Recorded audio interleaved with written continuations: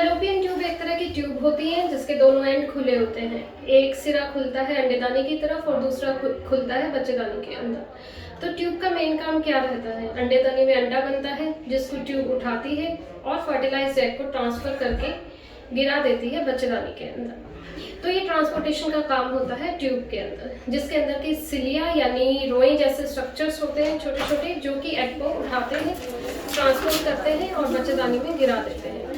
और अगर tube block हो तो ऑब्वियसली ये ट्रांसपोर्टेशन का काम रुक जाएगा। ब्लॉक कैसे हो सकती है? कोई म्यूकस प्लग फंसा हो सकता है, समझ सकते हैं, जिस तरह से कचरा फंस गया हो किसी ट्यूब के अंदर। और दूसरा हो सकता है कि किसी इन्फेक्शन की वजह से डैमेज हो गई हो, एक्सटर्नली डैमेज हो सकती है, इंटरनली डैमेज हो सकती है, और जिसको कि कुछ हद तक हम कुछ इन्वेस्टिगेशन से पता कर सकते हैं। जैसे कि अल्ट्रासाउंड में ट्यूब फूली हुई दिख सकती है, पानी भरा हुआ दिख सकता है, HSG में बीडेड ट्यूब दिख सकती है, किंग ट्यूब दिख सकती है, और लैप्रोस्कोपी के अंदर आप क्लियरली बाहर से ट्यूब को देख पाते हैं कि ट्यूब का कंडीशन कैसा है। कई बार अनाटॉमिकल रिलेशन जो होता है ट्यूब का बच्चेदानी और यूट्रस, बच्चेदानी और ओवरी से, वो डिस्टर्ब हो जाता है।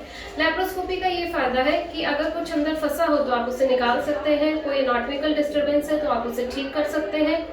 और तीसरी बात जो आती है इन्फेक्शन की, इन्फेक्शन में एक्सटर्नल डैमेज हम देख पाते हैं लैप्रोस्कोपी में। बीडेड ट्यूब है, किंग ट्यूब है, फूली हुई ट्यूब है, उसके अंदर स्वेलिंग है, और अल्टीमेटली डाई डाल के हम देखते हैं कि ट्यूब्स का दूसरा एंड जो अंडेदानी की तरफ है वो खुला हुआ है या नहीं है। तो अगर ये सारी चीज़ें हमें क्लियर मिलती हैं तो आप नेचुरल कंसेप्शन के लिए आगे ट्राई कर सकते हैं। लेकिन अगर हमें डैमेज के साइन मिलते हैं लैप्रोस्कोपी के अंदर तो आपको किस वजह से डैमेज हुआ है उस इन्फेक्शन का टेस्ट कराया जाता है, फिर अकॉर्डिंगली आपको मेडिसिन दी जाती है। अगर मेडिसिन के बाद, मेडिसिन चलते हुए आप कंसीव कर जाते हैं तो बहुत अच्छी बात है।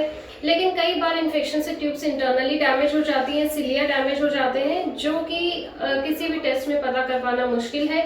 ऐसी कंडीशन में ऑल्दो ट्यूब्स हम खोल देते हैं लैप्रोस्कोपी में, पर इन्फेक्शन के ट्रीटमेंट के बाद भी कंसीव करने के चांसेस कम रहते हैं, और उस कंडीशन में आपको IVF के लिए ही जाना रहता है।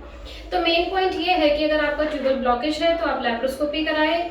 अगर उसमें करेक्ट करने वाली चीज़ें, जैसे कि अंदर कुछ फंसा हो तो हट जाएगा, अनाटॉमिकल पोजीशन ठीक हो जाएगी, एडेजेंस रिमूव हो जाएंगे, एंडोमेट्रियोसिस है तो उसको भी हम ठीक कर सकते हैं। और अगर कोई इन्फेक्शन लगता है तो अकॉर्डिंगली आपको इन्फेक्शन का ट्रीटमेंट दे देंगे, और आपको नेचुरली कंसेप्शन के लिए 6 महीने ट्राई करना होगा।